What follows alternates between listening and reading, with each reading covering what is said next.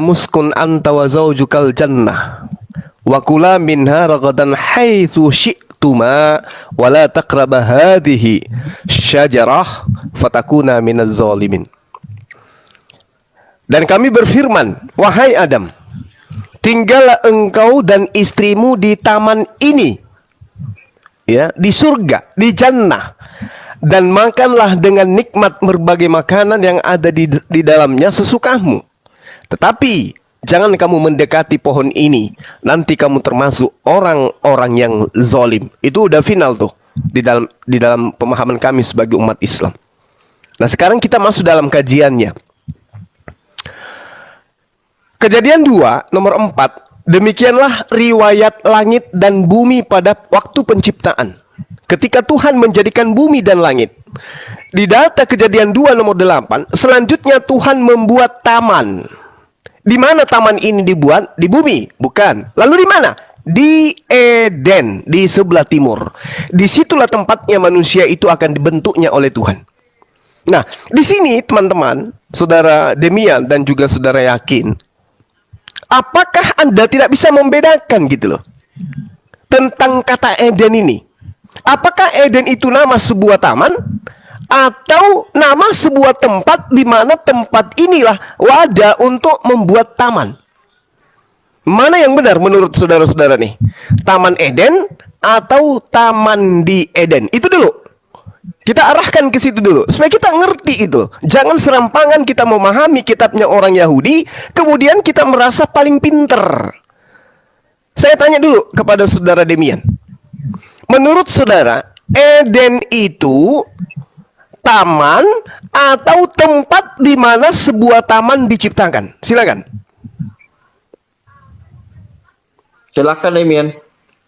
Langsung dijawab ya. Jadi saya ini bukan cuma jawab Bang Suma saja, tapi saya juga tunggu. Ini masih dalam jabaran saya, Bung.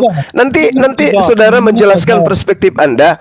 Saya hanya untuk melengkapi poin penjabaran saya. Kita bukan berdebat, kita berdialog. Saya tanya dulu, taman itu diciptakan di Eden atau taman itu? Jawab Bang semuanya, karena kan gini, narasinya kan bukan cuma Bang Suma. Anda menyembunyikan sesuatu. Oke, saya lanjut. Ini masih waktu saya. Ini waktu saya. Ini masih waktu saya. Tunggu.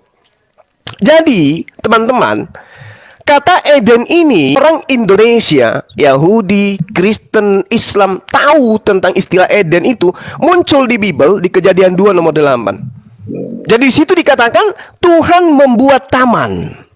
Di mana taman itu? Di Eden.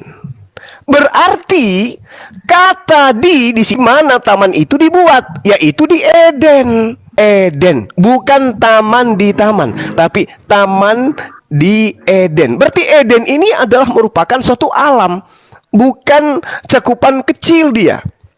Nah, lalu kemudian saudara harus memahami bahwasanya di dalam Kejadian 2 nomor 9, Tuhan menumbuhkan berbagai pohon dari bumi. Nah, seperti yang diterangkan oleh adinda saya Indra Mose dan juga sahabat saya Bang Umar, di situ sangat jelas. Taman di Eden, taman ini kemudian menjadi wadah untuk mengumpulkan tanaman dari bumi. Jadi Eden itu bukan taman, tapi alam, di mana alamnya ini adalah wadah tempat menciptakan sebuah taman, di mana taman itu nantinya akan tumbuh-tumbuhan, berbagai tumbuhan dari bumi. Nah, kalau kita melihat dalam Kejadian 2 nomor 9, kata dari bumi adalah sangat konyol ketika dikatakan dari bumi ditanam di bumi. Itu konyol. Coba kita lihat bagaimana kemudian saya bisa membuktikan melalui kitab Anda bahwa Eden itu bukan di bumi. Eden itu jauh dari bumi. Anda coba lihat dalam Wahyu 21 nomor 2 sampai nomor 3. Dan aku melihat kota yang kudus, Yerusalem baru, yang turun dari Samayim, yang turun dari Faradeso, dari Bapa, dari surga. Alam baru, Yerusalem baru itu turun dari mana? Samayim, Faradeso, dari langit dia, ya, dari Uranus, yang berhias bagaikan pengantin perempuan yang berdandan untuk suaminya. Artinya bahwa alam baru Yerusalem baru. Itu sama halnya ketika berbicara mengenai Ganbi Eden, sesuatu yang berada di atas, bukan di bumi ini. Makanya pertanyaan saya tadi konsentrasinya di sana. Apakah Eden itu taman atau Eden itu alam tempat diciptakannya taman? Demikian sementara. Silakan. Baik, terima kasih. Silakan Pak John dan Demian. Ya, saya jawab langsung dulu ya, nanti izin Pak Dem. Pak John, saya duluan ya, Bang. Setelah itu baru Pak John. Karena saya pengen menanggapi yang pertama Bang Umar dan juga Bang Indra.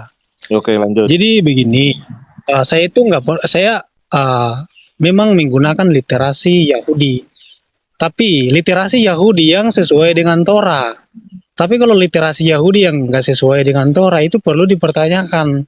Karena dalam pandangan Yahudi pun, satu ayat itu berbagai rabi menafsirkannya itu berbeda-beda gitu loh. Contohnya Yesaya 9 ayat 5. Banyak rabi menafsirkannya berbeda-beda. Tapi yang sesuai dengan konteks itu yang paling benar. Seperti yang tadi Bang Indra jelaskan, bahwa manusia itu tidak diciptakan di bumi, melainkan diambil tanah oleh malaikat siapa ya. Kemudian barulah diciptakan dalam Taman Eden, dan Taman Eden itu bukan bumi. Itu nggak pernah ada dalam Torah. Yang jelas dalam Kejadian 2 ayat 5 sampai ayatnya yang ke-7 itu narasinya jelas loh. Manusia itu diciptakan di bumi. Nggak ada itu manusia diciptakan di sorga menurut Torah. Kemudian ketika dia diciptakan di bumi itulah barulah dia diangkat. Kemudian Tuhan sudah menyiapkan suatu tempat yang di Eden itu dan memasukkan manusia di situ. Jadi antara ayat ke-5 sampai ayat ke-8 itu masih satu konteks. Karena di dalam Kejadian 1 sampai Kejadian 2 ayat 4 itu tentang penjelasan penciptaan kan, dan kemudian Tuhan mengatakan beginilah riwayat langit dan bumi ketika Tuhan menciptakan semuanya itu kan. Nah, ayat ke-5 sampai seterusnya itu Tuhan menjelaskan ulang tentang penciptaan itu yang di bumi itu. Makanya narasinya dari ayat ke-5 sampai seterusnya sampai di Taman Eden itu semuanya narasi di bumi, penciptaan di bumi. Nggak ada dikatakan bahwa Taman Eden itu diciptakan di alam yang lain, nggak ada.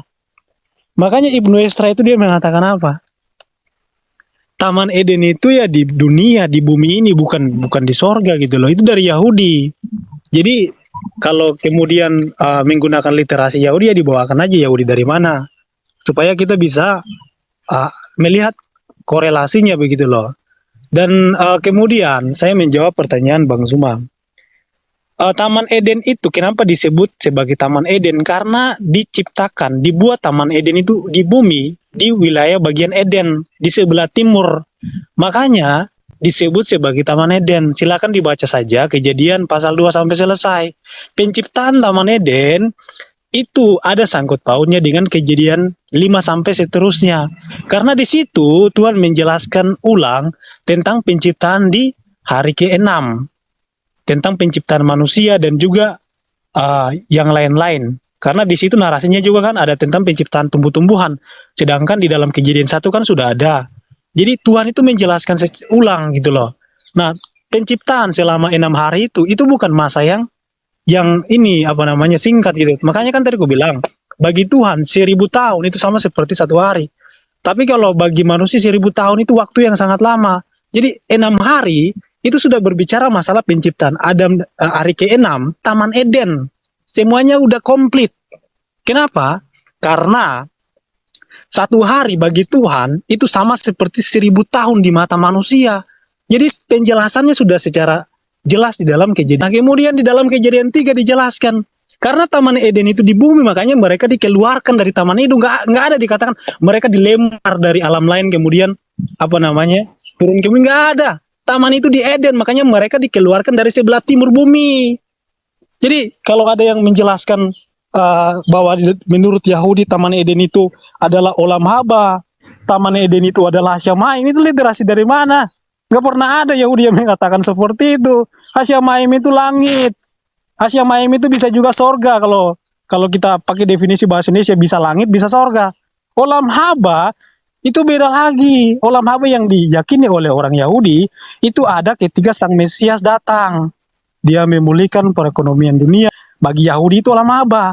Itu ada, yang jelas ada di dalam kitab Yesaya. Kalau dalam Kristen adanya di dalam kitab Wahyu. Jadi kitab Yesaya dan kitab Wahyu tentang dunia baru itu sama konteksnya. Jadi olam haba itu beda sama yang namanya Taman Eden. Taman Eden cuma taman yang kecil. Sedangkan olam haba itu lebih besar dari Taman Eden. Hasya Maim, nah ini nggak ada hubungannya. Jadi kalian jangan kemudian membuat narasi-narasi yang tidak pernah dijelaskan oleh para rabi gitu loh. Biar tidak ketahuan ngaurnya atau menyebarkan kebohongan atas nama Yahudi. Gitu Bang. Silakan dilanjutkan Bro Yakin. Ya, Pak Dedi, ini kan saya kasih tahu, ini kan diskusi ya, diskusi bukan bedah buku. Jadi kalau menyangkal, menolak itu pakai kitab lain. Kalau kami yang sudah memahami Alkitab, ya itu namanya kita bedah buku. Jadi menyanggahnya itu dengan kitab lain, jadi supaya clear gitu kan. Nah kemudian nanti Pak Umar itu minta ditunjukkan Taman Eden itu di mana. Ya kalau kita menunjukkan titik jelasnya misalnya di Tugu Monas gitu ya, ahli-ahli dimanapun dunia ini tidak bisa tahu. Tetapi Alkitab ini mencatat.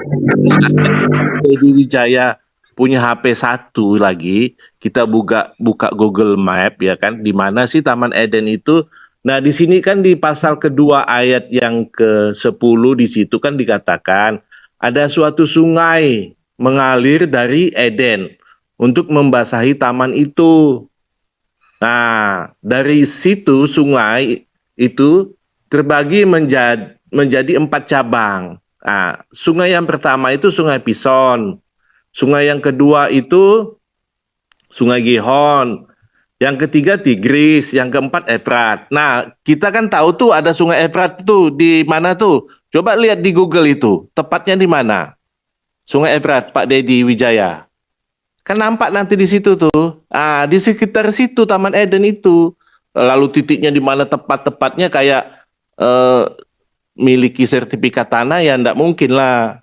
Jadi kalau mau menjawab pertanyaan itu ada di mana, nah kita bisa langsung saat ini pun Sungai Efrat itu di mana. Nah di sekitaran situ Taman Eden gitu. Jadi tidak mungkin ya di Alkitab ini, di Alkitab yang kami pegang ini, itu untuk menunjukkan